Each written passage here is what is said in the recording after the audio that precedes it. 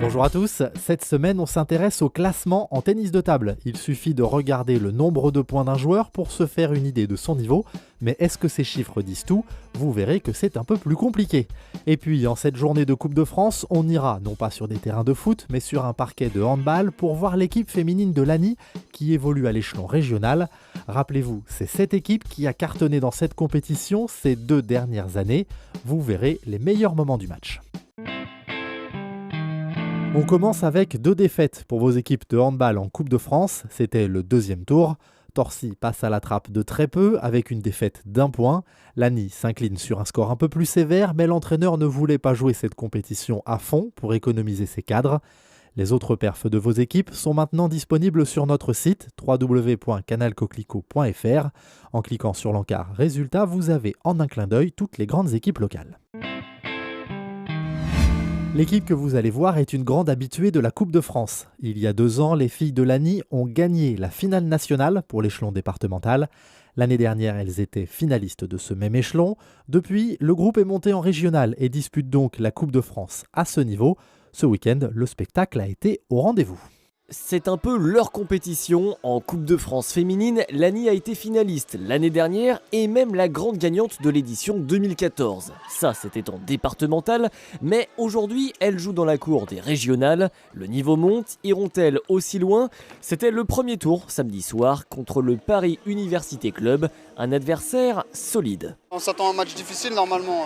C'est de la région, ça n'a rien à voir avec l'année dernière.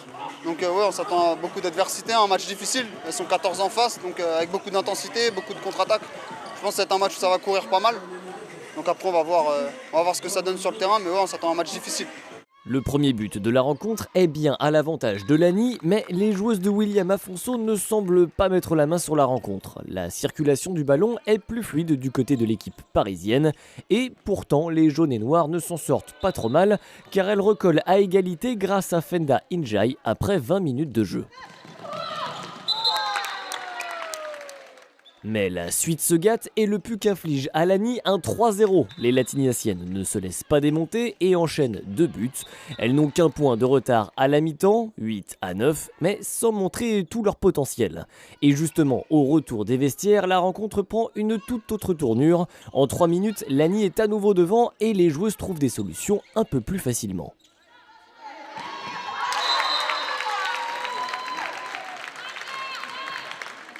Mais c'est encore insuffisant pour prendre le large. À la 48e minute, l'ANI n'a qu'1 point d'avance. C'est là que la défense des jaunes va s'affirmer.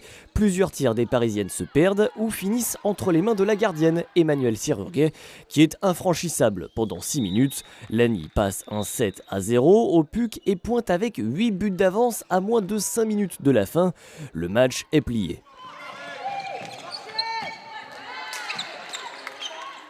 Les jaunes lèvent légèrement le pied et s'imposent 26-20.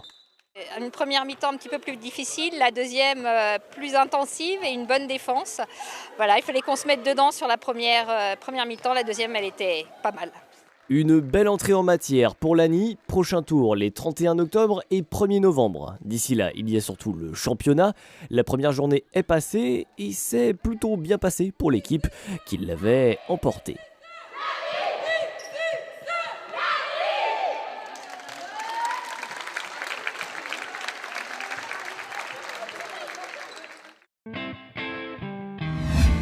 Le chiffre de cette semaine, c'est 0, comme le nombre d'équipes de notre secteur encore en lice en Coupe de France de football. Après les éliminations de Champs-sur-Marne et Logne, Torcy est tombé ce week-end lors du 4e tour. Et pourtant, c'était contre une équipe une division en dessous, puisque Maurepas évolue en Excellence District.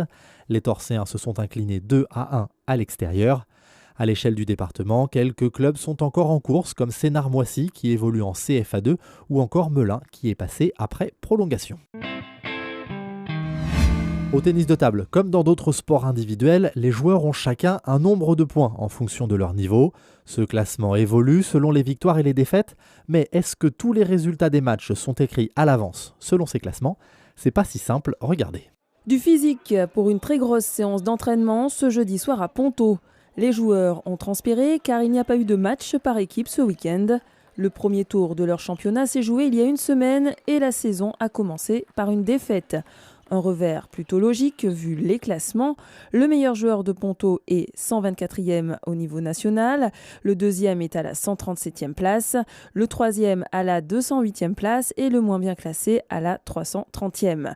À Saint-Louis, leur premier adversaire, le meilleur joueur est le 114e français. Le suivant, le 128e, puis le 141e et le 301e.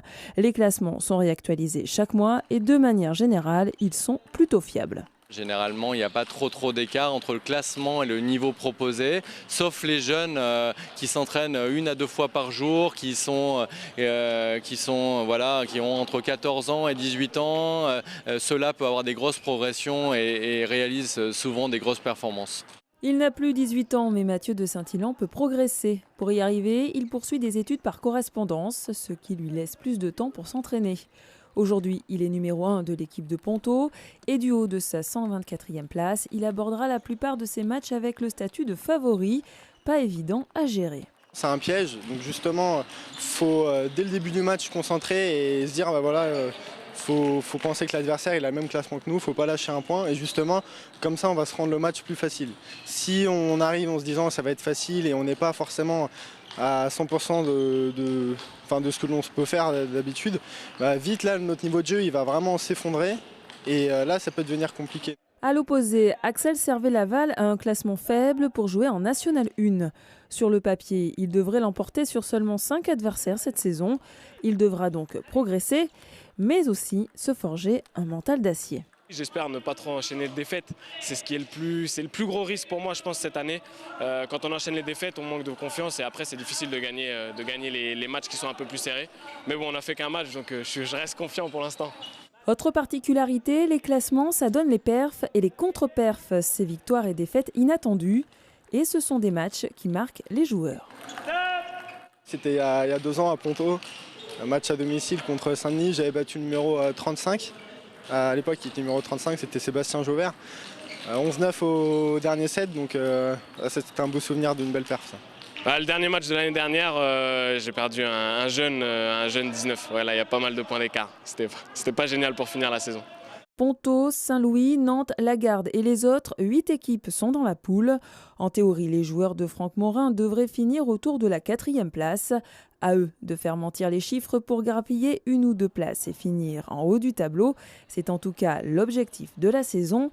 Dans une semaine, Ponto reçoit Levallois. Sur le papier, c'est un match perdu.